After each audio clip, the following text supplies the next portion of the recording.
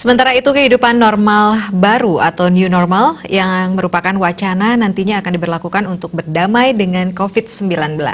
Namun di bidang pendidikan, hal ini harus mendapat kajian terlebih dahulu.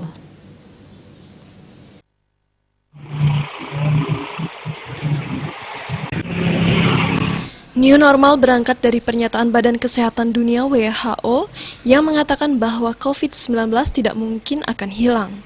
Dengan pernyataan tersebut, Presiden Republik Indonesia Joko Widodo menggagas kebijakan Indonesia perlu melakukan terobosan untuk menyikapi wacana new normal dalam rangka berdamai dengan COVID-19. Berdamai dengan COVID-19 tentu harus disertai langkah-langkah antisipatif, misalnya masyarakat tidak boleh melakukan kegiatan seperti sebelum pandemi COVID-19. Protokol kesehatan harus ditetapkan yang wajib diikuti dalam konteks menjalankan aktivitas sehari-hari. Dalam konteks pendidikan, situasi ini tentu sangat dilematis. Pembelajaran daring yang dilakukan sekarang juga mengalami banyak kendala, salah satunya koneksi internet.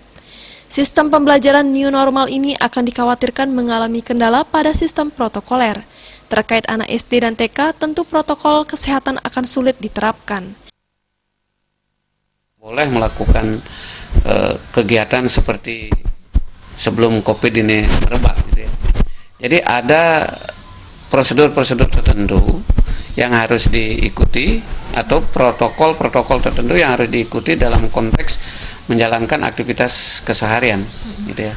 Nah, dalam konteks pendidikan, saya kira memang sangat-sangat dilematis, gitu.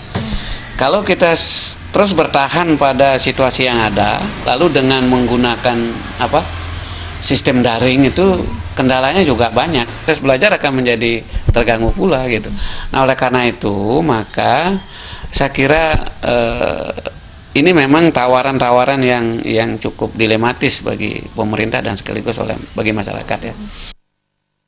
New normal ini tentu perlu dilakukan pembiasaan-pembiasaan kepada anak, misalnya menjaga jarak, mencuci tangan, dan menggunakan masker. Agung Ria dan Andika, Bali TV.